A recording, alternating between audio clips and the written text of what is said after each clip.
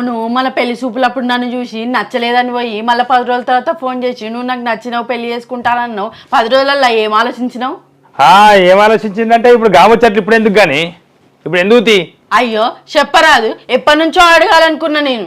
ఇక దానిలో చెప్పడానికి ఏమున్నదే ఇక అందరినీ పెళ్లి చూపులు చూసేది పెళ్లి చూపులు చూసి నచ్చకుండా నచ్చలే అని చెప్పి పోయేది ముఖం మీదనే.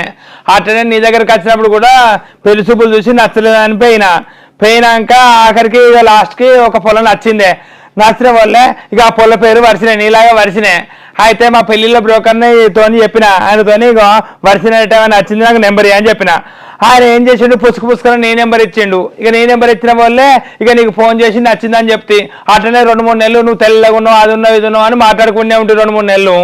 ఇక దాని తర్వాత మళ్ళీ నువ్వు ఏం లొల్లి చేస్తావో నేను కాదంటే అని చెప్పి పెళ్లి చేసుకున్నా. ఏం చేయాలి ఆ పొల్లే నచ్చింది నాకు.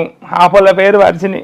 అంటే ఎవరితో అనుకొని నన్ను పెళ్లి చేసుకున్నావా? అయితే ఫోన్లో నువ్వు ముద్దు ఉన్నావు తెల్లగా ఉన్నావు నాకు తెల్లగా ఉన్నావు అంటే మస్తు ఇష్టం అని అంటారు. నాకు ఆడికి డౌట్ కొడుతూనే ఉన్నది. నాకు అప్పుడు అర్థం కాలేదు. ఆ వర్షన్ అనుకొని ఈ వర్షన్ పెళ్లి చేసుకున్నావా? అయితే ఎవరితో నువ్వు వచ్చి నన్ను చేసుకున్నావా? ఏం చేయాలి ఆ బ్రోకర్కి అట్లా ఇచ్చిండు నెంబర్. మరి ఆ వర్షిని అయితే తెల్లగా ఉండే నల్ల పొలం చేసుకోవాల్సి వచ్చింది ఉట్టిగా బ్రోకర్ కాని వల్ల.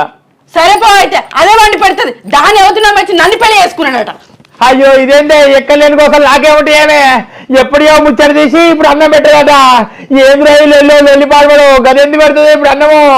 నువ్వే నచ్చి చేసుకున్నా పిల్లదాని నీకే చేసిన. అయ్యో భగవంతా ఉట్టిగా నిజం చెప్తే ఇప్పుడు ఏం చేస్తుందో ఏమో.